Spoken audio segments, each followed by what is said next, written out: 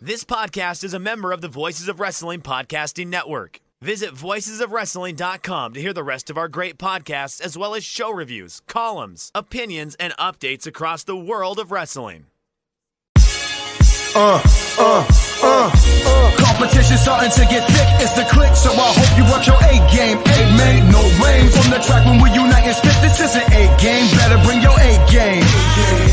Competition starting to get thick, it's the click, so I hope you work your A game. A made no rain from the track when we unite. Hey now, it's the Mike and JD show, and I'm your host, Mike Gilbert, and I'm joined as always by JD by God Oliva. How you doing, JD? I just walked in the door 3 minutes ago and did set. I'm not 100% set up yet. And it's, wrestling season is out here. Yeah. Sorry. Yeah, it's all good, man. I'm good. Yeah. Life is good. We got some big news, like, an hour ago. I was just sitting at work, and then I'm scrolling through Twitter all of a sudden, and then bam, we get some breaking news. Yeah. Breaking news.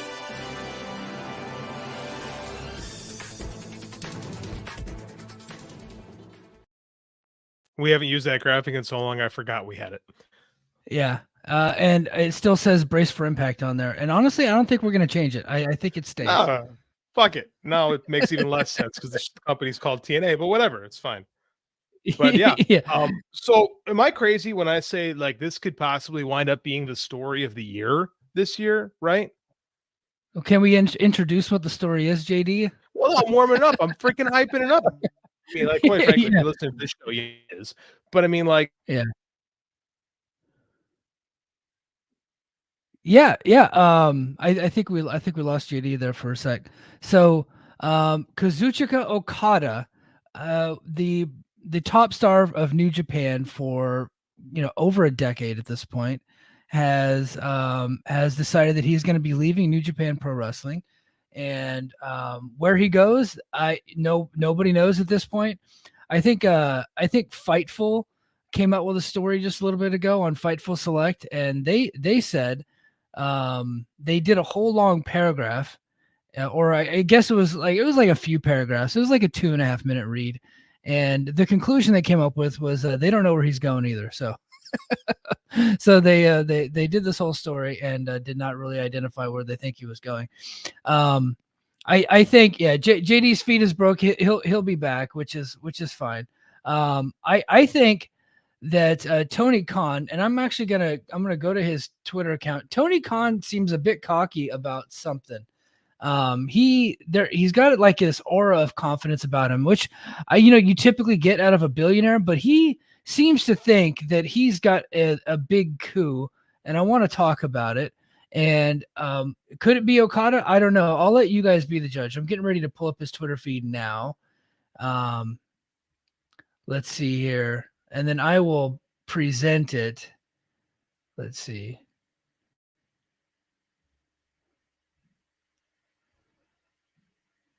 Okay. Let's see. Sorry for those of you that are listening to this. This is bad radio, but earlier today, about 7 hours ago, Tony Khan tweets, "It's going to be an amazing 2024." And then he tagged AEW with an exclamation point. And then after that, he put out this meme. It says, "My name is my name." I don't know what that is reference to. I don't know what that means. So you guys have to smarten me up on that deal. But I think, what could he be talking about? Could he be talking about Mercedes? Could he be talking about a TV deal? Or could he be talking about Okada? I find it interesting that he put those tweets out earlier in the day, and then later in the day, the Okada news breaks that Okada is in fact leaving New Japan. Now, it had come out in the Observer. I think like 2 months ago, it had come out in the Observer that WWE was interested, but it's like, of course they're interested. And these, New Japan deals, they're not really long-term deals, a lot of them. But he was a guy that they'd had for a while, and WWE was, at least stated that they were interested, and of course they're interested. Why wouldn't they be interested? But we never really put anything into it. I know JD and I talked about this story probably a month ago. I think we did it, and we kind of both come to the conclusion that we did not think that Okada would be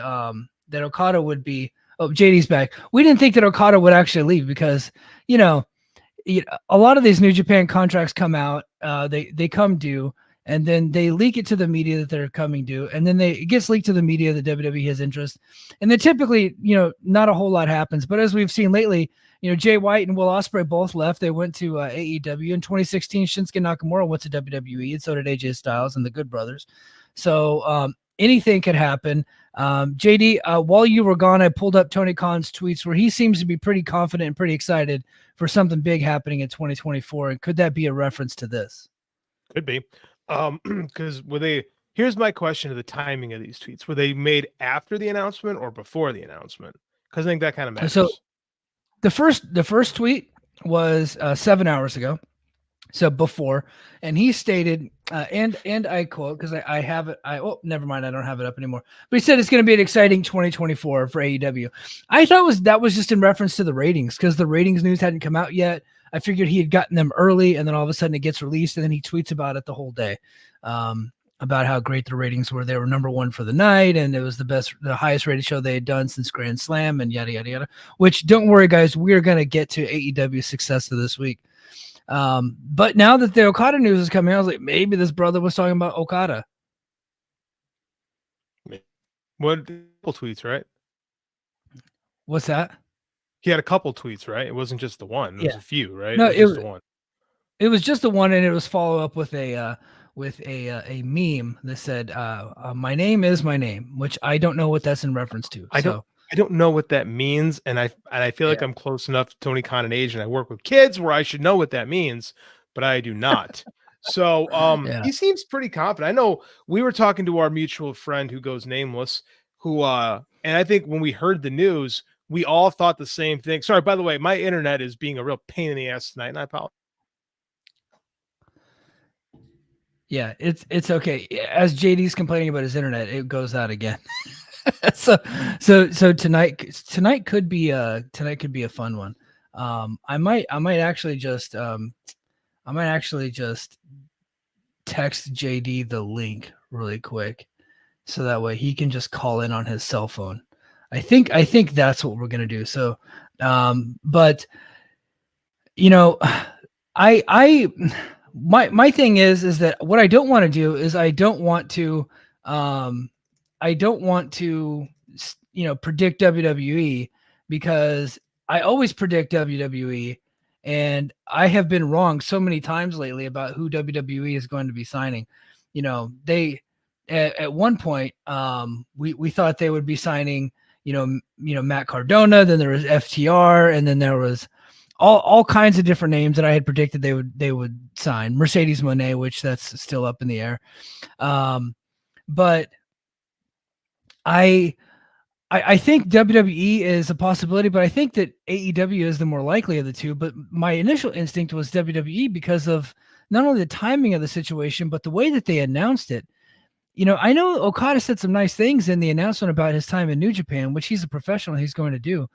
But this whole thing seems to be a bit shady, and they claimed that it was an amicable split, but it doesn't sound like it was an amicable split. And with New Japan getting ahead of the story and announcing it first, it just kind of seems like either AEW heisted, Will Ospreay.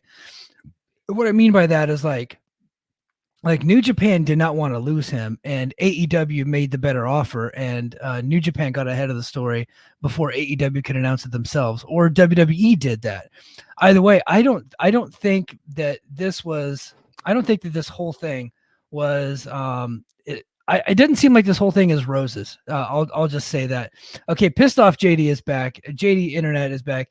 JD, if you get kicked off a third time, I shot you the link in Twitter. You can just call in on your phone and do no video, and that way you can you might be a little bit better off. But go ahead, JD. Try again. Speak on Okada leaving. I don't even know where we are. So When we got, I will go back to where I was because I have no idea what you've been talking about the last 2 minutes. We have good numbers tonight too, which is just perfect. So, anyways, we got our message. We both heard in the same time what happened, and a mutual friend of ours was like, we all kind of thought the same thing, right? That he has to be WWE bound because it did not seem. I heard you talking about wine and roses. It does not seem like New Japan is all thrilled by this, and there seems to be a complete shift with how they handle the Ospreay thing. But I also think it's different. Like I think Ospreay is a different, fills a different role in New Japan than Okada does. Right? This is major, man. Like I said, this could be the story of the year. It's the way the time, the language in the announcement. Maybe I'm just reading too much into it, but it seems like New Japan's a little pissed about this. Like, and I think New Japan, they expect Gaijins to kind of leave like that.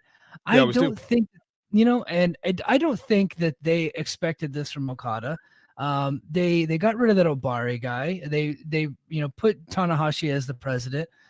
It is possible that they thought that those changes that they made at the top, that they were hopeful that Okada would stay because of those changes, and then he's still leaving. And I wonder if there's a little bit of resentment from the New Japan side, not only towards Okada but towards anybody that does sign him. No, I 100% think you're right. I think there's definitely some bitter feelings from the New Japan side because it really does feel like a lot of these changes were done not just to appease Okada, excuse me, but to appease the locker room in general because it didn't seem like Obari was very popular. So I think apparently my name is Pusha T, and I'm going to lose it again. No, as long as your audio is good, that's all that we care about. Right. So I'm just so frustrated. You just keep talking. Keep talking. All right. So I mean, like, it doesn't seem quite as acrimonious. It doesn't seem quite as harmonious of a split as before. But I gotta say, I don't think anything like this has probably happened since 2000, right? When Misawa and them left to form Noah. But I don't think it's never happened where a top Japanese star has left for an American company, which is where he's going. I mean, there's nowhere else he could be going. He's either going to one or the other, right? And let's be honest, a lot of this has to do with the fact that the yen is down, right? Mm-hmm. Economically, Japan has not bounced back from COVID. And like, I don't know what New Japan can do right now other than rebuild around young talent. Maybe it's the right time for Okada to go. That was one thing that we had talked about was that maybe Okada needs to go away for a little bit just to give these, Ren Narita and Uemura and Yota Tsuji and Shota Umino, give these guys time at the top, and then he can come back as kind of like a returning legend hero and then have another run in New Japan. But it doesn't seem like those guys are quite ready yet for that top spot. Now they still got Naito, right? I mean, Tanahashi's basically shot at this point, but as far as the top goes, they still got Naito. They just lost Ospreay. They lost Jay White last year. It's going to be a tough year in New Japan, and I'm interested to see how it plays out. And you know what the situation actually really reminded me of? I think it was 2 or 3 years ago. The same thing happened with Cody Rhodes, right? And AEW got the announcement ahead of, Cody essentially returning to WWE. They actually announced it on their Twitter, and it was kind of like this ominous announcement. Like, we knew his contract was coming up. Same situation with Okada. We knew Okada's contract was coming up. It had been out there. And part of the negotiating, we were like, he's talking to other sides. And then, all of a sudden the company announces, hey, he's not coming back. The same thing happened with Okada just now. And the parallels are kind of amusing, and we'll see who actually gets him, man. But a lot of people are in the chat that want to talk about it. Josiah says Okada's keeping all his dates in February in New Japan. Yeah, I mean, look, they do business the right way in Japan. So, I mean, I know it hasn't always been that, but they typically do business the right way. So, John Muse, I'm taking Tony's tweets as a hopeful sign that AEW got Okada. And name cannot be blank said, hope this doesn't mean that Okada isn't on the Chicago card. He is not on the Chicago card. That is not going to happen. No, and nor was he announced for the Chicago card. They did one of the things that they did that they typically don't do for these New Japan Strong shows. They announced the card ahead of time, and he wasn't announced. It's Naito versus Moxley and Mustafa Ali versus Hiromu Takahashi. And Eddie Kingston probably is taking on Gabe Kidd. I don't know if that one has been announced, but that's what it's looking like. Yeah, I mean, like, and the W the Brain has a good one too. And I think this is an interesting comment. I'll pull it up. He says, if Okada goes to AEW, at what point does New Japan get fed up with losing all their talent to their partner in AEW? Yep. I don't know that they need the relationship, but as everyone just leaves. See, here's the thing.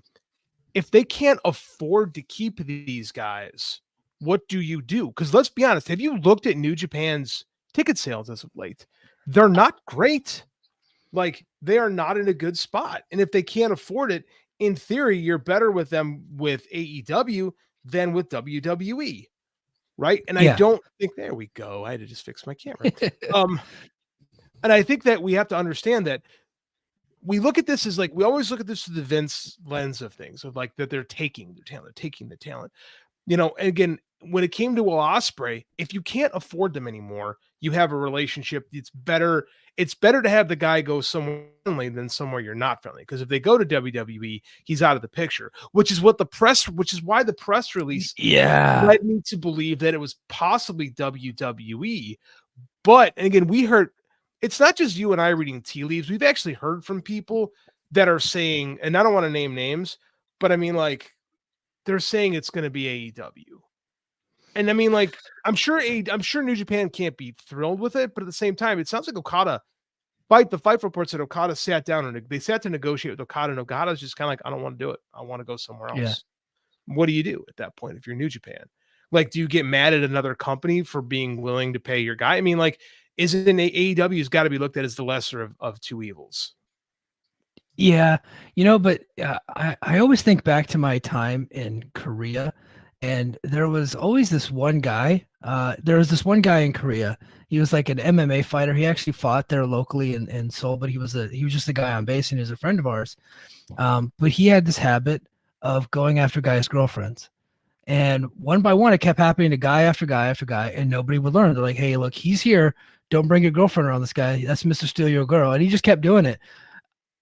At some point, New Japan's probably going to be like, you know, I don't think I want to send that guy over there because he might not ever come back. I mean, it happened with Takeshita and DDT. They sent Takeshita on an excursion, and now he's only coming back for special shows. I mean, because AEW can pay them a lot more. But, you know, at some point, you're going to be like, you know, maybe I shouldn't send him over there. Like, you know, TNA, they sent over, you know, W. Morrissey to do a shot against Wardlow, and that brother just never came back. You know, they got a good look at him, you know, to go, like, hey, you know, let's meet this guy. Let's work him out a little bit. His contract's coming up soon, and TNA fell for it. And they did the same thing when she's there. Of course, that was like 2 years later. But you know what I mean? It's like, I'm not saying that AEW is acting in bad faith or not. Like, these contracts are coming due. They're negotiating. It's competition. But at some point, you're going to be like, oh, man, do I really want to keep sending my talent over there to let Tony get a good look at him? You know, the same thing happened in 1984 in a much shadier way, by the way, much shadier way than what Vince was doing. He's like, hey, guys, we got this platform on USA Network. Why don't you just send me all your tapes and, you know, and we'll play them to our audience. So when really he was grooming his audience to get to know these talents. And then eventually he took them. Now, they didn't have contracts back then, and he would actually actively pay people to blow off dates for those companies. As far as we know, Tony Khan has not done that, although there have been guys they've signed on the indies that have blown off dates, but he hasn't really done that to like a partner or anything like that. So it's not the same, but there are similarities in some of the situations. But I think it all, and here's the thing with WWE too, though, back when they were doing that with All American, that's why they called the show All American, the train, of course. Yeah. That's why they call it All American Wrestling, is because they showed wrestling from all of America, right? Now, here's the thing with, in your job, like, I know people like, well, they want to, like, if you're not a full-time contracted talent, when I say full-time contract, I mean a full-time employee. Wrestling has this gross tendency to label their guys as independent contractors. And I don't understand how that creates loyalty to a company. I'll never understand that, right? If a company can't really treat. Holy shit, did I just lose JD again? I think I just lost JD again. Oh my gosh, that's funny. Well, thank you to all the 29 people in that are watching live right now. I'm gonna go back to the chat, and then we'll keep talking Okada. Mel Gray from the Power Bombshells podcast over on the Fight Game Media Network says Okada and the Young Bucks have a super long history. People can't discount how they adopted him as friends back in the day. I think that's a good point. Other than, Shinsuke Nakamura has already taken to, I believe, his Instagram and tagged Okada, said when you coming over. Okada then liked the post. So he does have a Nakamura over there who's kind of like he's the template, right? And whether that template is good or bad, I'll leave it up to you. But Nakamura, was pretty beat up during his run in New Japan, and then he got to the age 35, 36 and was like, I want to make a lot of money and I don't want to have all these crazy matches. And so he went to WWE, and he's never been a top guy. He had a big WrestleMania match, but he's always been like upper middle card, and he's being paid very well. And I know he re-signed his contract, and he appears to be very happy there. So like you can go to WWE and be happy depending on what you want out of your life, depending on what kind of career, what you want your career to look like. And I think Nakamura is the template if Okada wants to go over there. As far as like, hey, you can make it in WWE. Now Okada is a much better wrestler. He's a much bigger star than Nakamura. And so I think that if they did bring it over Okada WWE, they would have to pay him top guy money. And if they're paying him top guy money, they're going to have to use him as if you were a top guy. And whether or not they'd be willing to do that, I don't know. But, people want to point towards, WWE's tendencies under the old regime as if that's still what would happen currently. And I just don't know. I think they would probably use Okada better now than they did with Nakamura. Certainly better than they ever did with Tozawa. And you can name some of the other Japanese talents that have come through there. I think Okada gets used better than all of them because of the amount of money you would have to pay him. So let's bring back JD Oliva. He is back. He's on his cell phone. We're just about to wrap this Okada talk up. We have a lot of other topics to get to. So what else you got on Okada? I would hate if Okada went to WWE. Like I know people like are fantasy booking that because everyone loves WWE. I don't like the idea. I think they have way too long a track record of treating Japanese men like children. Right? Like look at the stuff that like Tajiri did, and let's not like Hunter Hearst Helmsley was against treating him like shit. Let's be real. Like in most of Nakamura's run has been mediocre. It's not been great. Like I hate this phantom revisionist thing because we like WWE, and WWE is all sunshine and rainbows now. But for the vast majority of time, Nakamura's not been a player over there. Would they use Okada better? Maybe. Yeah. Maybe. I mean, I can't guarantee that. They've done better by the women than they have by the men, but they still treat Akira Tozawa like a child. Right, and they have a bad history of treating Japanese men like children. So, fuck that company. I hate them. I think they're horrible. I think it's the worst thing that could happen. If he gets paid a lot of money, great for him. I hope he likes to surf. Yeah, and that's what I was saying. Like Nakamura is the template. Like if you're not worried about being a top guy and you just want to go make really good fucking money and become really famous, and you're not like super worried about being booked like as a main eventer, I think he could be really happy over there if that's what he wants out of his life. I just don't know that that's what I don't know that that's what he would want though. So I mean, it's completely up to him, right? So I know what I want, and I would not want him to be kind of like an upper mid card guy, or mid card, upper mid card, getting pushed, U.S. title, Intercontinental title. I wouldn't want that out of Okada because I just see him, being better than that. But if he doesn't care, like who am I? Fucking go be happy, dude. No, I agree. I mean, like if that's the thing is if they don't care, why should you care, right? And like I'll be honest with you, the idea of him putting on like 2-star classics with Seth Rollins and those guys over there, it's like I think it's beneath him. I do. I think the WWE program is beneath Kazuchika Okada. And again, that's my biased opinion because I think the company sucks. Yeah. I think it sucks. I think its creative sucks. I think it's wrestling sucks. I think the way they treat human beings as like characters and people that are invalid children oftentimes, I think it's garbage. And the idea of Kazuchika Okada going over there, I hate it. I hate it. I would rather he stay in New Japan, but if he doesn't want to do that, I would much rather see him in TNA than I would in WWE. And by the way, JD, don't get him riled up, dude. Don't do it. Don't do it. I've already had to talk Gerard, your buddy there from Chicago. I've already had to talk him down several times. Gerard's almost been banned from the chat for believing that TNA could sign Okada. You know, I made the joke earlier today. I was like, oh man, New Japan made Okada go work TNA, and he said, "Fuck this, I'm out." No, he actually looked really happy there in TNA, and he has that long history with the Motor City Machine Guns, and he got a chance to team with them. And his match is actually going to be next week, and he did after the taping on Sunday night, I believe. He actually did a speech to the crowd talking about how he loves TNA and he was happy to be there and all that stuff. So, but you know, and look, TNA has like a big pile of money that they were just trying to give away. They tried with Ospreay, they tried with CM Punk. Mm-hmm. Would they try with Okada? I think they would try. I just don't see them being able to make that deal. Just like I thought they wouldn't be able to make the Mercedes Monday deal. I don't even think that TNA is really worth being in the discussion.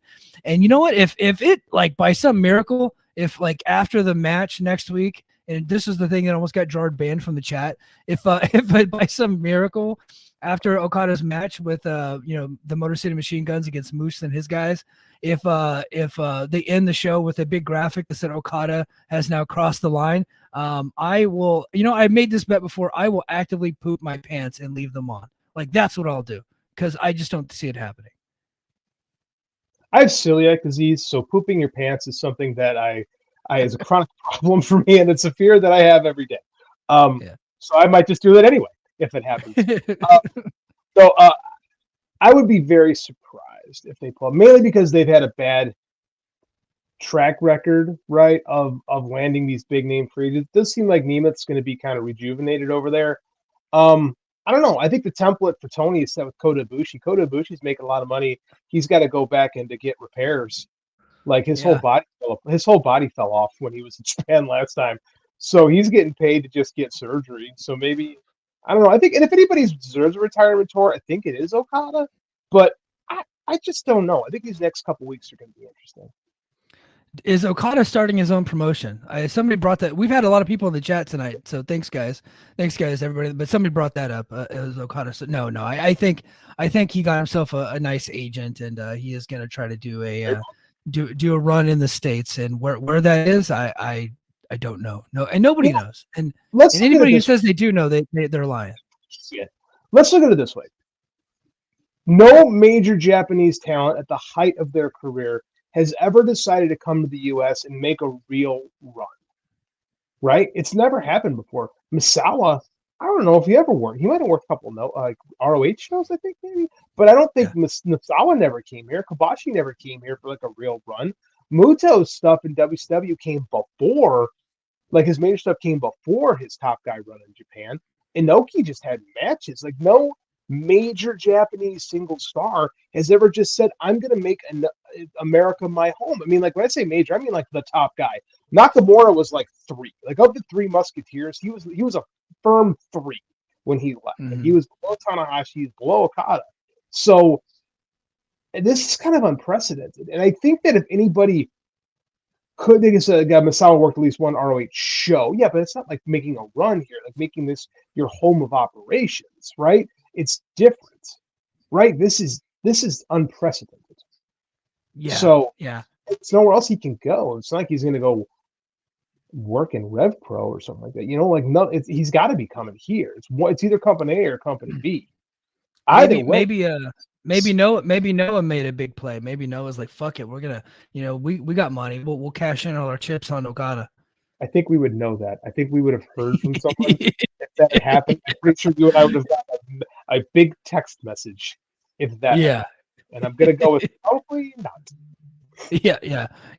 Probably not. Hey, JD, do me a favor. And you're talking through your headphones right now, and it's distorting your audio. Like your microphone is your headphones. Can you just disconnect the headphones, and then we could just talk like you're on speakerphone? Would that fuck you up? Let me find out if that'll. I don't know. Let's find out. Okay. And then in the meantime, let's go to the chat, and then I got several other topics I want to get into tonight. King of the North says NWA baby, and then he also says Mark Pickering wouldn't be able to keep the secret. That'd be in the Voices of Wrestling Discord in a heartbeat. And then Noah sniping Okada would be legendary. That yeah. Oh, hold on. Oh, unmute your mic. You're muted. My bad. There you go. Go. Yeah. How does it sound? Yeah, it sounds a little bit better than the headphones. It was like super distorted. Sorry about that before. I mean, tonight's the struggle. I didn't think it was going to be this bad. I don't know what's going on. I'm sorry. I apologize. I hate living in the country sometimes. He's not going to Noah, right? Noah is struggling right now to sell tickets. That's the legit truth. I love Keno. A Keno Okada match would be great. Okada versus Kiyomiya has been one of my favorite feuds over the last years because it's just Okada shitting on Kiyomiya every chance he gets. Like, I just don't see this happening. Like, it's got to be here. It's got to be here. It's got to be WWE or AEW. Yeah. Yep. And we'll be on this story every single week until we figure out exactly where he's going. So I want to pivot to another. This will be an AEW topic. AEW Dynamite, as we talked about earlier, was number 1 in the ratings. They got close to almost 900,000 viewers. They're like right in the high 8s, and number 1 for the night. And can we officially put the nail in the coffin of the MJF era? The BOGO Max era is dead. People want a badass world champion, cutting badass promos, talking about beating the shit out of people, and they want badass matches. And that's what we got in Dynamite last night. I really feel like this was the best Dynamite I'd seen in a long time. I agree. We've been saying it on this show for the better part of 6 months that it was time for Max's. It just wasn't what that particular audience wants. Guys like us, right? Like, we didn't want WWE light. And that's what we were getting with Max since last summer, right? Some of the early stuff, like the stuff he did a year ago with Danielson, was a lot of fun. He started to lose steam in Double or Nothing, and by the time the summer came, everything was off the fucking rails. So, I mean, like, here we are. We've got a champion that fucking rules, right? Giving Joe the title and letting Joe be Joe is awesome. I love that AEW is keeping this going where we have all kinds of challengers, right? I hope this just becomes that's the way you differentiate yourself from WWE, right? Because WWE is always like the 2 guys are married. The one guy is challenging and this is the program. And it's going to be like that. I love all these guys saying, I want my shot at the champ. I want to be the champ. Right. I love that Swerve and Hangman are both staking their claim. I like that Hook stuck his nose in. I like that Wardlow and Cole want to get involved. I like that Joe is a marked man. I like the idea of the champion having a target on his back because we don't see that enough in pro wrestling. That's cool. Dynamite has been a good show lately. I was really worried coming out of the pandemic. What the heck? I was really worried coming out of the C2 that we would lose some steam, and I don't know, man. It's the best shows they've had in over a year. Like, I feel great about it. The ratings are ticking up. They're selling more tickets, right? There's a stronger vibe in the company again. Like, dude, Raw. Did you listen to Joe Lanza's Thursday show? I have no. I typically stick with the flagship. Yeah. So I listened to him. I found this interesting. Dynamite is down 2% year over year. That's pretty negligible. Do you know how much Raw is down this year in January? No. 16. 16%. That's pretty tough. Yeah. That is pretty tough. So, I mean, but that's not what the narrative is telling us. The narrative tells us how hot WWE is. And it always catches, like, the narrative takes time to catch up with reality. So I think that maybe WWE, not that they're on hot or anything like that, but I think maybe they're starting to come to earth and AEW is starting to come back up a little bit. You know what I really want? I want 1986. I want Crockett and WWF. I want 2 companies that are different, that are both selling a shit ton of tickets and doing great TV. That's all I want. I want 2 companies that are super strong and that are different from each other. And you can like one or the other. That's all. That's it. I'm a happy camper. And then if you can have Mid-South, or in this case TNA, coming up strong just behind them, that's great. That's all I want. Yeah. Yeah, I think that would be great. It'd be nice if both of them are strong. The problem is if the number 1 is strong, it typically, like, number 2 is kind of a distant. Look, AEW is still kind of a distant number 2, but look, they're successful. Like, they're doing great. Some of their ticket sales aren't that great right now, but they're also doing a lot more events. They're doing a couple a week, and and the novelty kind of wore off on a lot of those things. And so, but I think they're smartly working some smaller buildings, and like the place that they're working in Las Vegas is actually in a town called Henderson, which is a suburb, and it's like a 3,500 seat arena, right? And like they're working for collision taping, so they're doing stuff like like that. So I think AEW is doing great. I have been really impressed with the shows lately. The Devil storyline being done is so awesome. I'm just so sick of it, and I really loved the tournament, so I was worried that the show would be bad once the tournament got away, that they'd go back to more hokey shit, but they haven't. The last night episode kicked a ton of ass. Like it was badass matches, it was badass promos. You got a little bit of the hokey shit with Toni Storm, and I took to Twitter and shit all over that. But dude, she said she was gonna punch Deanna in the box. I laughed my ass that was funny. When I heard that part was funny. Yeah. Like you could be as stupid as you want. If you threaten to punch someone in the box, I'm on board. I'm in. I laughed my ass off. Tony won me over in that alone. Like it's stupid, but it's like it's for the title, so I can't say it's insignificant. But I mean, like it's fine. Like it's never going to be perfect, and it's not eating the show, right? It's just the one segment. And I can handle Tony being, because at least it makes her different, right? But if Matt Taven's out there masturbating a giraffe, right, and we've got Toni Storm, then I'm like, okay, this is too much stupid shit. I'm okay with it. Like, I liked Dynamite last night. I like Joe killing people, right? I like the building of. I like that we still have Hangman and Swerve. It's working for me, dude. It really is. I think that it's the best. Dynamite's the best it's been in probably like a year and a half, quite frankly. Yeah, they're on a really good run. I am, the Undisputed Kingdom is just not working for me. Like maybe it's because they still have resentment over the Devil storyline. I think they're flat, and I just really don't care about Roddy Strong versus Orange Cassidy. Look, I know Orange Cassidy's he's really good at timing his kickouts, right? And he's gonna do that a lot. And Roddy's gonna hit him with every fucking move he's ever thought of, and Orange is gonna kick out of all of them, and then he's gonna roll him up and win. I already know what's gonna happen.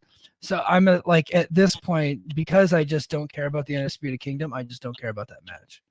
I'm going to come at you with the different aspects. I mean, like, is that probably what's going to happen? Yeah, but it all comes down to execution. Like nothing's original. It all comes down to execution. And I truly believe that Orange Cassidy and Roderick Strong, between two veteran guys that know how to work, I think they're going to have an awesome match when the time comes. I really do. So I'm open to it. Kingdom's got to do something. Like I want to see them I need to see them work a program. They're not really doing anything right now. Like they're staking their claim on titles, which is cool, but we need to move past them. Like it feels like the promotion has moved past Max at the moment, but I don't feel like Cole and company have. It feels like they're still lingering on the Max story. I want to see them get involved with something else. Yeah. Are we in the midst of the greatest run of Samoa Joe's career? Because I think that we are. Now our TNA friends will not like us for that. But there's a lot of bad Joe stuff in TNA too.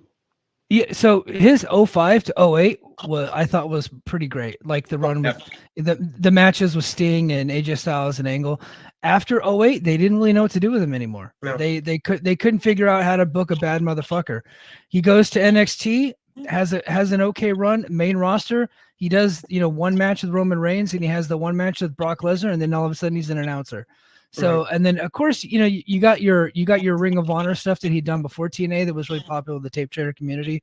But I'm just looking at this guy right now, like, I just don't know that I like anybody better than a motivated, cardiovascularly in shape, like just roaring to go, like cutting badass promos, Samoa Joe. Like when him and Kurt Angle faced off in 2006 when Kurt Angle came to TNA, like that was like, in my opinion, one of the greatest moments in wrestling history, because you had like my favorite wrestler from WWE coming over to face my favorite wrestler from TNA, and there are these two badasses, and then Kurt Angle just headbutts the bastard, and then now we got like fireworks, and like we had that big fight feel, right? And so I feel like every time I see Samoa Joe come out on AEW, now within the last 6 months versus his previous run, I feel like violence is about to happen, and this guy is just super legit, and I just love everything he's doing. No, I agree 100%. You know what this really is? This is like, how you had Kabashi's run in All Japan, right? This feels like Kabashi's run in Noah.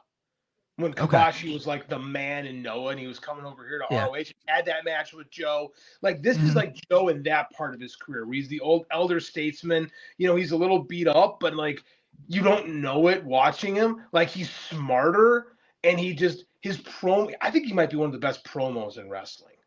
Yeah. Right. He might be the best promo in wrestling right now. There's just something, and I hope they're not in a. I'm kind of bummed that they went to Hangman and Swerve so quick because I want them to keep this belt on him for a while. Because like we never really had like Joe on like ruling over a company, right? Joe's always just kind of the other guy. Like it really feels like this is Joe's company at the moment, and it's great for it. Like. If you'd have told me 2 years ago at this point that Samoa Joe would be like the man in AEW, I'd be like, how's that going to happen? Like, I thought he was shot when he came to AEW. Me too. His early matches in Ring of Honor and AEW, I didn't think were good. I really didn't. It wasn't until I think he had a match with Darby where he just beat the piss out of Darby. Like that was a good match. And it wasn't really until like the Punk match at Wembley, really. And I was just like, oh man, I think Joe still got something. And then all of a sudden he's going on this incredible run. Well, I think too is like he was basically retired for 2 or 3 years. Like he's not, but he wasn't. He kind of was. Like he was off. He had that bad concussion. He missed a ton of time. Then he was an announcer, and then he went back to NXT for a hiccup that people have kind of forgotten about already. And then he was just kind of gone, right? And so like I think it might have taken him a little while to kind of find his footing again because WWE never like in early NXT run you got like Joe.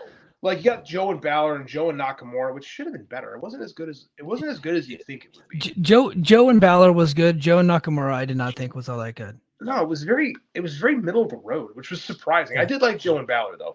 So I mean, like we didn't quite hit it, and I do feel like this is like the most complete version of Samoa Joe we've probably seen since 2006, quite frankly. And I'm happy. I'm ecstatic that it's happening again because you really don't.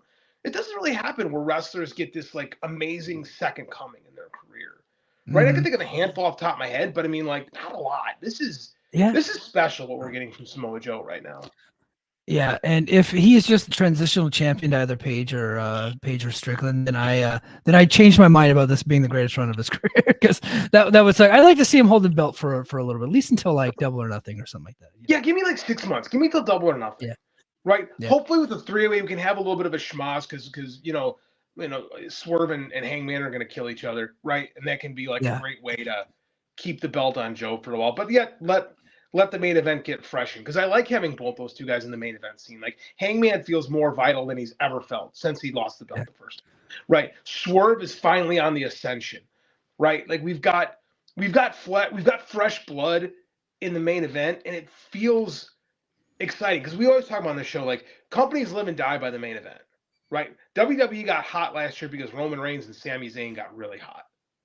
That's the truth. Nothing like a main event is always what it comes down to, and that's what we got right now. We've got main events who feel like they matter. It's great. They do. Nonzo. This is Nonzo, by the way, tactical playmaker.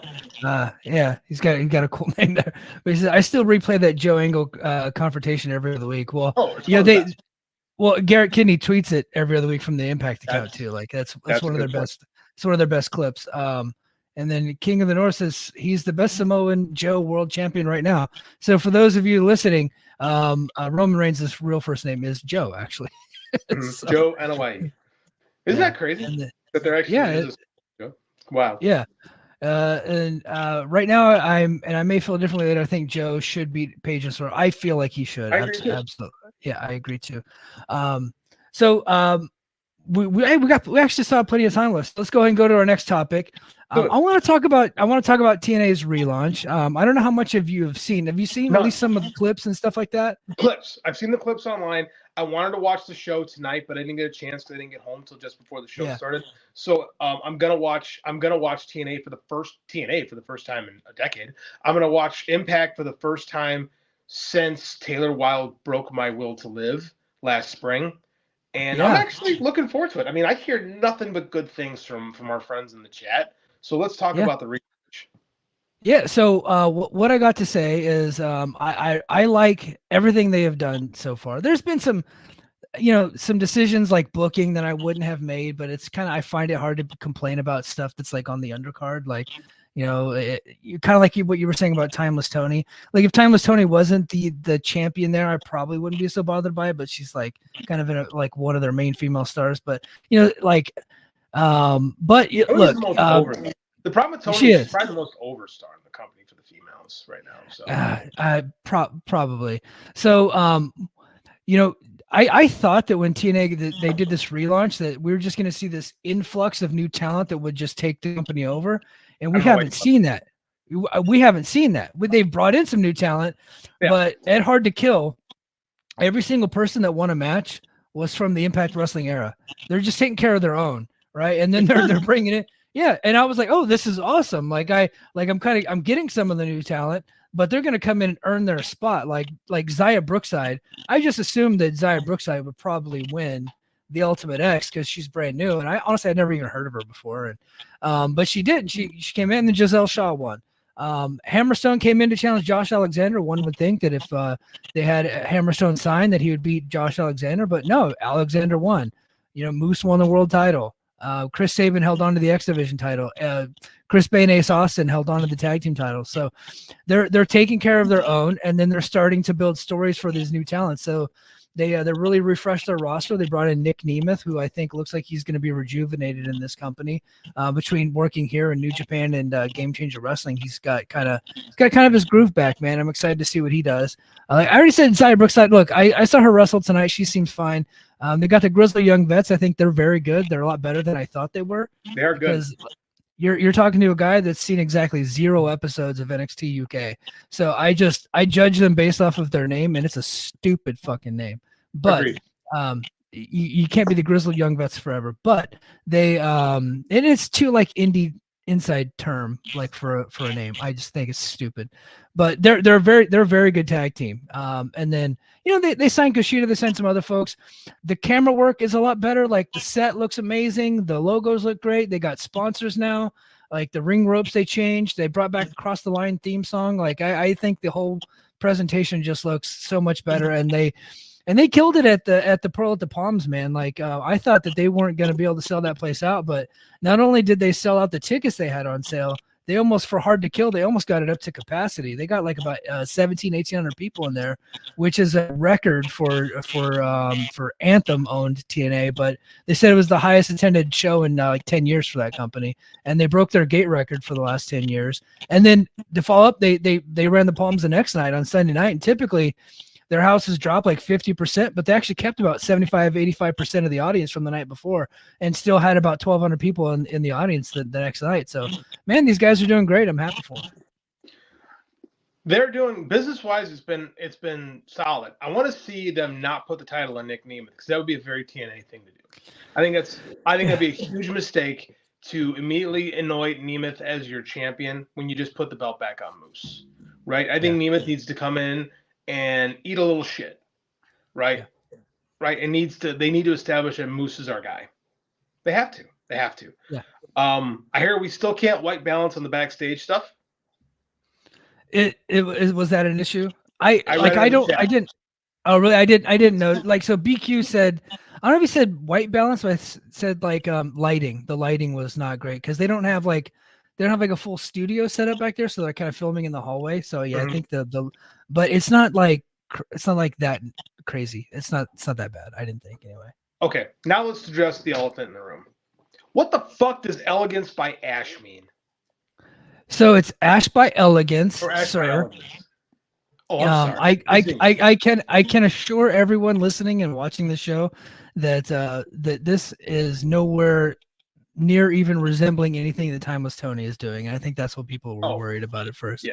It's like, okay, you see a blonde with a nice dress on, you think she's Timeless Tony. That's not what this was. So she is doing like a new gimmick where she's kind of like one of those girls from a perfume commercial. It's kind of what it looks like. So I don't know. I'm giving it time.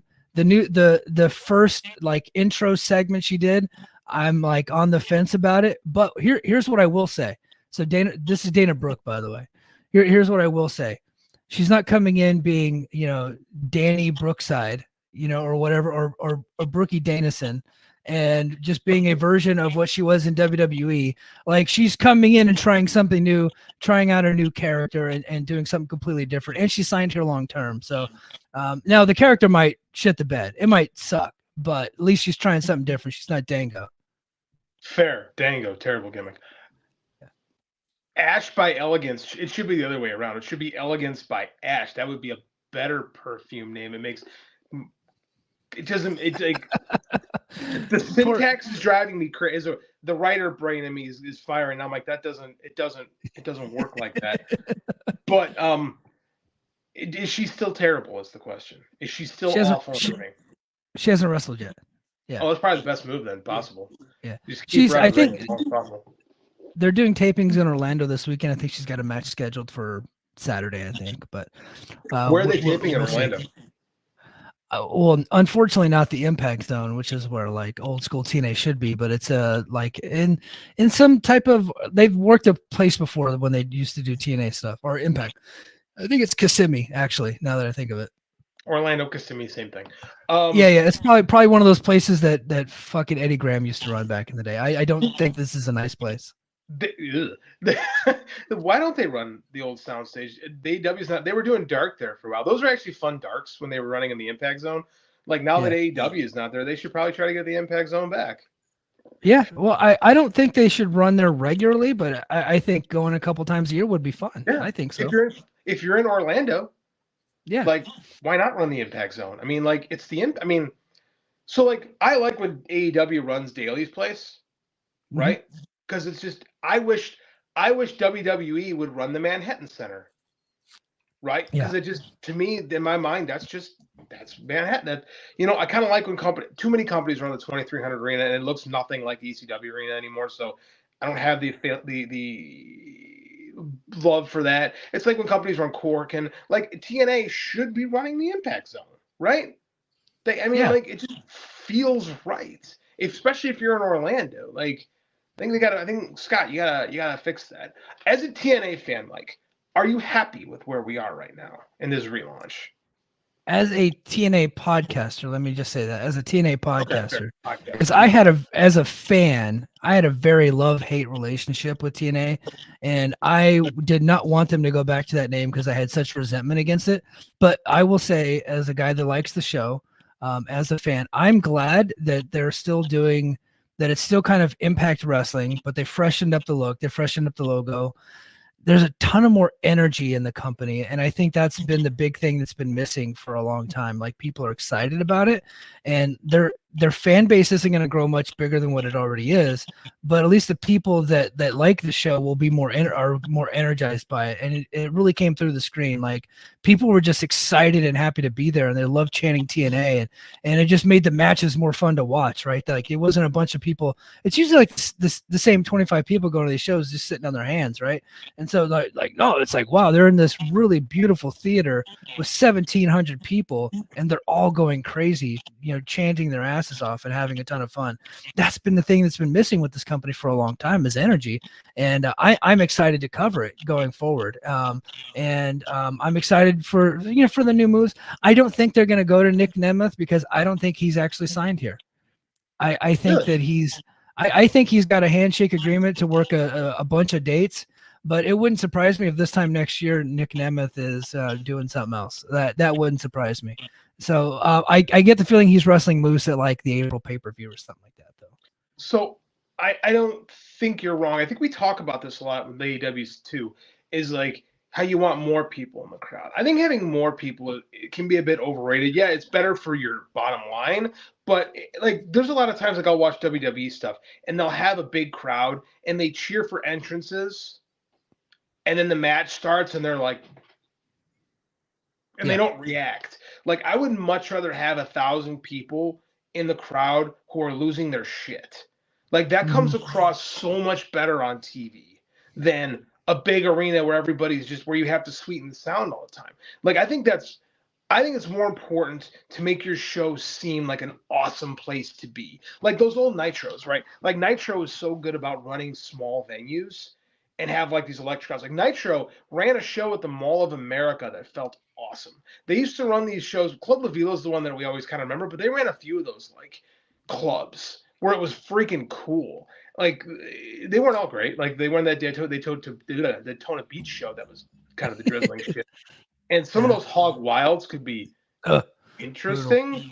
Yeah. But they did a good job of making those cool venues be awesome. And a lot of times, especially when they were hot, they run a small venue where people were just like losing their shit because they're watching these awesome matches. So I think that for TNA, I think that's more important than anything right now, is making sure your audience is engaged and excited. Yeah.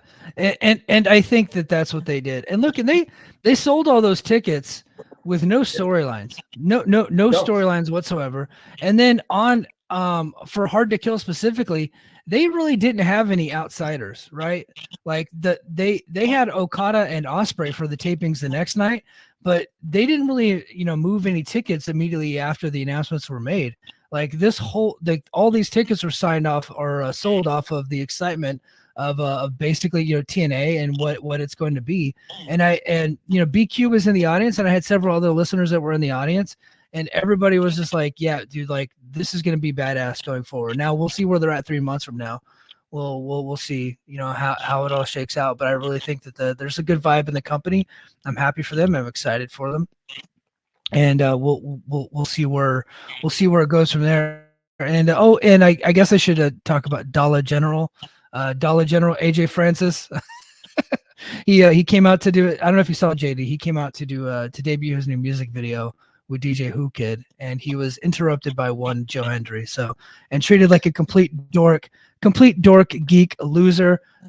That's the perfect way to treat Top Dollar. He thinks he's so fucking cool, and you treat him like a geek, and you got good television. Yeah, Dave was mad about that this morning. He's like, why isn't he a monster? And I'm like, because he fucking sucks. That's why he's not a monster. He's terrible. Yeah. Like, yeah. I posted that in the VOW Slack, and they're like, has Dave ever seen him wrestle? Yeah. I mean, I get where Dave is coming from. You want this big guy who can talk. You think you want him to be like special, but nobody takes him seriously. Nobody but our buddy Scott. That's it. Everyone else thinks he's a joke. Like, I think it's perfect. Like, you had this dork debut his music video, so the perfect guy to come out and shut it is Joe Hendry. When I heard that, I'm like, that might be the best bit of booking Scott's ever done. It really, it's fucking brilliant. Honest to God, I wanted nothing to do with looking at Dollar General on this show. That's what we're gonna call him from now on. That's his name. Yeah, that's his name. HB, fuck him. Who cares?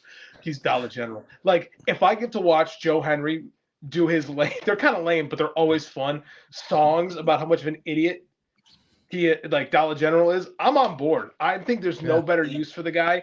I think for the rest of his wrestling career, people should just talk about how much he sucks. Yes. And to his credit, he seems to have a pretty good sense of humor about all of it. So, good for him. Yeah, good for him. So did you get a chance to watch any wrestling over the weekend? Because there was a lot. I've watched no wrestling in the last 8 days. Like, since last Dynamite last week, I only watched Dynamite through clips and sporadically. I forgot Dynamite was on last night. When I got home from kids practice, I fell asleep, and then I was watching clips of it a little bit during work when I had some free time. So I haven't sat down and watched a real wrestling show. I'm slammed with work right now. I'm struggling. I'm fiending to watch some wrestling. It's killing me. Well, since you're fiending, I'll give you a couple matches from Hard to Kill if you ever get a chance.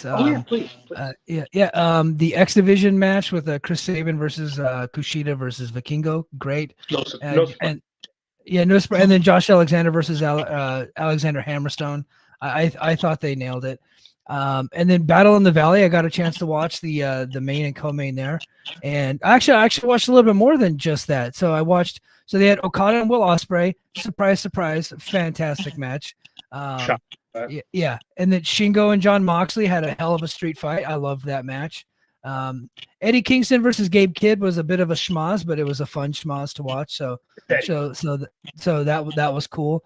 And then I'm gonna give you one in a little bit out of left field. Shout out to our buddy Justin Nipper. Keno versus Go Shiozaki. Oh, I'm not surprised by that at all. Dude, I checked that. Well, I know we just don't get a chance to talk about Noah very often, and sure. I heard that match was pretty incredible. So I was like, you know what, I got a little bit of time. Let me kick on some. Your 49ers were in the playoffs this weekend because they're so fucking great. They got a week off. They got a bye. So Now I got extra time to watch some wrestling. And yeah, dude, Shiozaki and Keno was awesome. I love that match. Dude, Go Shiozaki is one of my favorite wrestlers. When we were both with Fight Game, I wrote a big thing on the history of Go Shiozaki and his runs with the Global Honor Crown. I freaking love that guy. Keno is on the run of his career right now. I'm definitely gonna make time to see that one because I heard some other people praising it. There's like a lot of good wrestling right now. I get pretty emotional, shall we say? So I was like, it was pretty obvious. Like I would go in the chat, people like, man, JD just hates all wrestling. Like, and I was like, is it really? Do I? And then I thought about, I'm like, I do. I hate wrestling. I fucking hate wrestling. That makes my job really hard. I'm very AEW sucking for all those months really soured you on just about everything wrestling related. It really did. And then because like I was so cold on TNA. And at the time, people were like, "Oh, it's better now." Jacobs is gone, and I was like, "No, I can't turn back." Because New Japan kind of sucked last year. Like, let's be honest, 2023, outside of the WWE, was not good. It was not a good year in pro wrestling, right? But everyone seems revitalized. All Japan with Nakajima is doing good stuff. New Japan is gonna. They have no choice. They have to be different. They have to have a bit of a revolution there. They got to push someone young. They have to. At this point, they got to pull the trigger on somebody, and it should be Yota Tsuji because you got to know if he's a guy or not. Yeah. You got to. Yeah, absolutely. So, I'm excited just to be excited about wrestling again. And I just got to get through my own wrestling season and just like fully embrace it. Sting's going to retire. I love the new Young Bucks gimmick. Like, they're at their best when they're smarmy pricks. Like, they are. So it's perfect. Like, we're going to get Sting retiring. Like, Okada just melted the internet tonight. Like, Will Ospreay's coming into AEW. TNA is alive.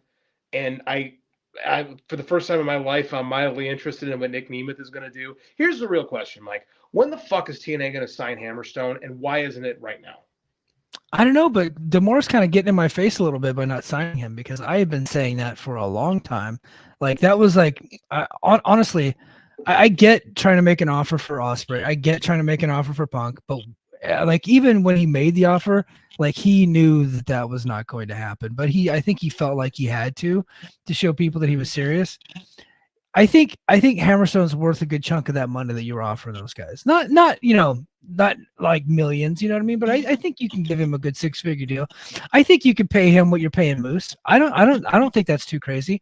I think he's a guy. Like he's a dude that I think will get people excited. He just needs to look. He's been on MLW, and I know TNA is not the biggest platform, but they're bigger than MLW. And if TNA got their promotional machine behind him, he could be like an enduring star for those guys. I think so. I agree. I've been on the Hammerstone bandwagon since 2019. Like I will profess my love for the dynasty forever.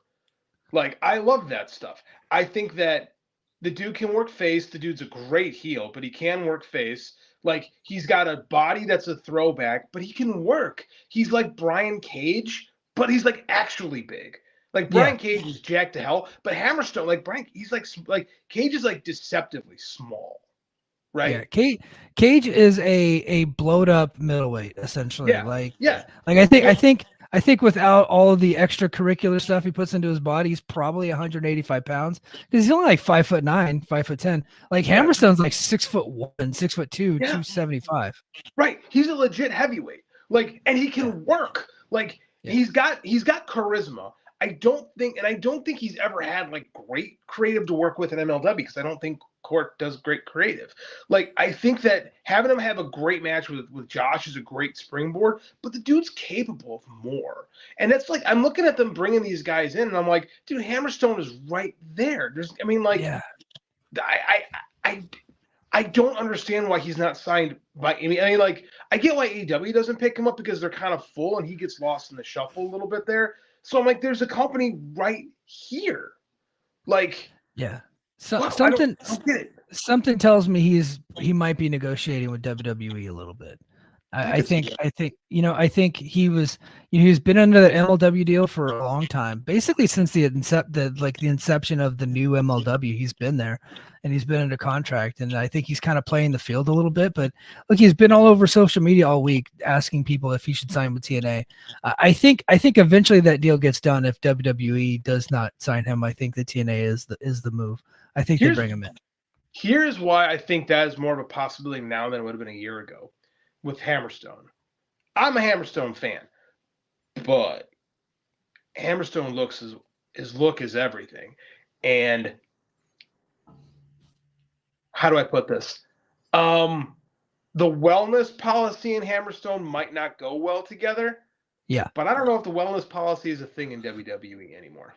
It is still a thing. I think if you're, it is, but if you're, but if you're at a certain level, it doesn't matter. And if you can afford the good stuff that is undetectable, they're not going to go investigate you, right?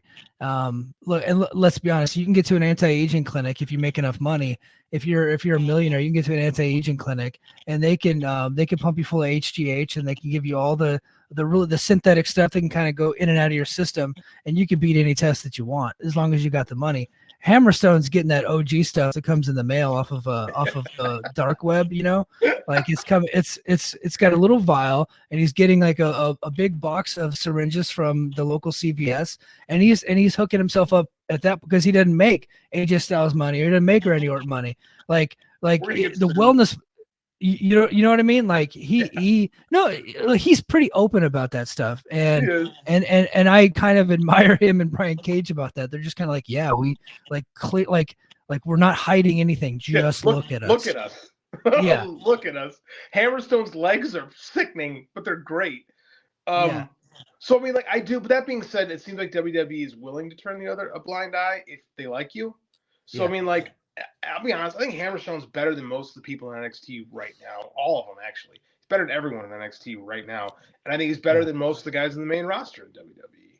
I think that would be a good signing for them. I think it's a better signing for TNA because he could be a guy. And they need guys. They need guys. Again, my one fear with this TNA relaunch is, again, everyone's excited, but what got a lot of attention? It's, again, we're bringing in WWE cast-offs. Yeah. Right, and I get it. Name with this refresh. Elegance by Asher or whatever the fuck is like, it's something new, but it's like it's the same, right? Mm-hmm. It's what they always do is, hey, look at these guys from WWE we picked up. I would much rather see them, find another guy like a Joe, right? Yeah. And that's kind of what Hammerstone can be. He can kind of be a Joe for the new generation. Like I would rather see that than we just got to wait for someone WWE cut. Yeah. I agree with you there. It does make me a little bit nervous, but I was excited to see that all the people that were put over the weekend were their own people. So you know what I mean. So it's like I think you can do both. I think you could bring in former WWE talent because as we said on here before, we don't really want to judge anybody based off where they used to work. So if you got a free agent, if it's like being a Buffalo Bill and like the Patriots cut somebody, you're like, well, I can't sign him. I don't want to have too many Patriots on my team. It's like, well, but can the guy tackle? Then you probably want to put him in the lineup. One of those situations. But what you don't want to do is kind of be the land of WWE castoffs either, right? You don't want to become that, and that's kind of what TNA's reputation was. Yeah, remember I always look back to I think it was Slammiversary 2020 when the whole marketing campaign was, who did we pick up off the scrap heap? Yeah. I want those days to be done. And I want them just to be TNA. Because TNA, if you're calling yourself TNA, when I think of TNA, I think of that 05 to 08 era where they were making their own guys for the most part. Like Grant Booker was around and Kevin Nash and those guys. But that's not why you watch TNA. You watch TNA for the machine gun, for the Motor City Machine Guns. You watch TNA for Samoa Joe. You watch TNA for AJ Styles. Like, that's why you were there. So I want them to focus more into that. I want them to find more young guys. There's good talent knocking around the indies, right? I don't want them to just get so hung up into, your Kurt Myers's, Matt Cardona's, those kind of guys. Like, there's guys. I had like a list of indie talents that they should sign. Brian Keith has since been signed by AEW. So I thought he would have been a good pickup for them. You got Titus Alexander out there. They just brought in Leon Slater. So I don't know when he actually starts with TNA, but he is signed. I just don't know that he he is going to be there at the Orlando tapings. He wasn't in Vegas, so they do have a good opportunity here, and I hope the best for them. Me too. Yep. Just real quick, last couple topics, and we'll get out of here. Black Taurus, speaking of TNA, he left AAA, and even after TNA and AAA signed this big landmark agreement that never existed before between the two companies, he decided he was leaving AAA, and now he can't use his name Black Taurus apparently, because it looks like he's going to AEW ROH. And AAA is not letting him keep his name, which is weird considering AEW and AAA also work together. I've been wondering about that since I almost said Sin Cara, since the Mystico thing last fall. And AEW, it's not with TNA and AAA kind of like cementing their thing. I wonder if that AEW CML relationship will strengthen and their AAA one will kind of lighten. I don't know. So that being said, I don't think there's a lot of value in the Black Taurus name in the United States, because Black Taurus is a guy that people like us who know wrestling can watch him and go, oh man, this is the best base luchador in the world. Yeah. But a lot of people watch him and he's the guy that always loses in lucha matches. So what, like, if he can't be Black Taurus anymore, I'm kind of like, who cares? Like, just give him a different gimmick, and he could still do the same matches. Yeah. Like, you know, I don't, you know, they don't need to have the Taurus name. There's other ways to say bull. You know, it's like he could be, you know, something different. So, but I that was the reason why I brought it up, was because it looks like the AAA AEW relationship is not quite what it used to be, even though Vikingo just got challenged by Action Andretti. So it looks like Vikingo is coming back. I think once AEW steals Vikingo from AAA, that relationship is over. I think you're right.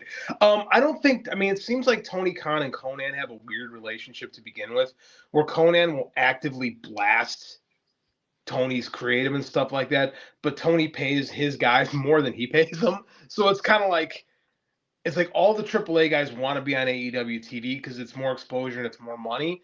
But then Conan, who is himself not a great booker, gets like all wonky about Tony's booking. It's like a real weird passive aggressive relationship, and it has been for a while. So I mean, like, I could see that, and honest to God, I could see that relationship completely dissolving by the end of the year. I really could. King of the North educates us. That match actually happened on Ring of Honor tonight, so shows what I know. We don't watch Ring of Honor. No one. Well, Vikingo was also on TNA tonight. He was in the first match on TNA too. So he pulled a Rude, pulled a Rick Rude. Yeah, he pulled a Rick Rude. And lastly, did you see this Paul Walter Hauser, who was in that really good Clint Eastwood movie about Richard Jewell? You remember? Did you watch that movie? He was great in that movie. He was great in that movie. He's a good actor. He just won. There's a Golden Globe. He won a Golden Globe last week, right? Emmy. He won an Emmy. Emmy, that's what it was. He won an Emmy. No one watches award shows anymore. But I mean, he's widely recognized as being a very talented actor. And he's shouted out. He's got a match coming up with Matt Cardona in Pro Wrestling Revolver. Had a little freestyle for his acceptance speech, and then said he'd do him like Kota Ibushi. So I mean, like, I'm sure no one in that crowd knew what the hell he was talking about. No. But for guys like us, it was freaking awesome. I'm like, listen, look at this. He's one of us. Yeah. Like, legit. That guy is a legitimate wrestling fan, and I love it. Yeah, me too. And he actually ended his speech, his little rap there, with the "Get the Tables," and I thought that was pretty clever too. Tables. So he had a lot of shout outs for the wrestling community. I don't even know what show he won an Emmy for, to be honest with you. Me neither. I don't watch a lot of TV. So I mean, like, but all I know is the stuff I have seen Paul Walter Hauser in is really good. He's very, very talented. Yeah. So I know you got to go, JD, but I want to just end the show on this note. Are you familiar with the jellyfish UFO? No. Tell me more. You have not seen the jellyfish UFO? I have not. Okay. Let's see. I'm going to try to pull up. So It's a new UFO video from it just got released, but it's from 2017, but they just were able to get it released. Where'd you get this from? Muse likes to sing you those alien things. He didn't send this to me, but okay, hold on. That one's not it. Dang it! I should have had this queued up already, but I just now thought of playing it. But it happened in I think in Iraq on a Marine base, and it's like this night vision captured this thing on the camera, and like the heat signature, it goes from like color to color, like it's in the screen, and then all of a sudden it goes like almost to like invisible, because it's like going from hot to cold as it's going across the thing. And I'm trying to pull up the damn video of it. Let me see. Hold on. Talk amongst yourselves, everybody. So I'll tell you. Okay. I got rid of my goatee this week, right? I got bored. I shaved my goatee. And all the kids in my class told me I no longer look intimidating and tough anymore. So one of my kids goes, Mr. Oliva, you look kind of like a bitch. Did you? And I was like, double leg that little shit? No, actually, I kind of like the kids, so I just threw something at him. But like, so I think I'm gonna have to grow a beard again. Like, I was really disappointed when I heard that, because my wife was okay. Are you seeing? There we go. Now I'm done waiting. Are you seeing this? Okay. I'm looking. It's hard to see though. Yeah, well, because you're on your phone. Yeah. But if you look down there, it looks like a transformer, but it's just like floating in the sky. Dude, it's a jelly. They called it the jellyfish UFO. Some people are calling it the chandelier. I guess the Marines that had this video for a long time called it the spaghetti monster. No one knows who this is. And the Pentagon actually acknowledged this earlier this week and said that they will provide no comment on this video, which means it is something. Like, there's something to this video. Well, the funny part, they call, the flying spaghetti monster is like, are you familiar with the concept of the flying spaghetti monster? I am not. It's basically saying you worship nothing. Like, it's like, I worship the flying spaghetti monster. It's like you don't believe in God. So the fact that they call it a spaghetti monster, and it kind of looks like a flying spaghetti monster, is wild. Yeah. That's like a freaking elder god. What the hell? Yeah, that's on all the UFO videos that I've ever seen. And as you know, I've seen lots.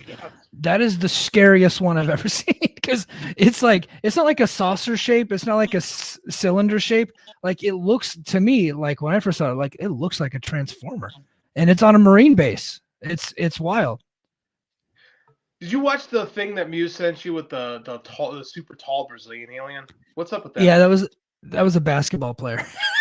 That was a hoax? That's crazy. Yeah. Believe it or not, somebody was filming a basketball player on a mountain. Yeah.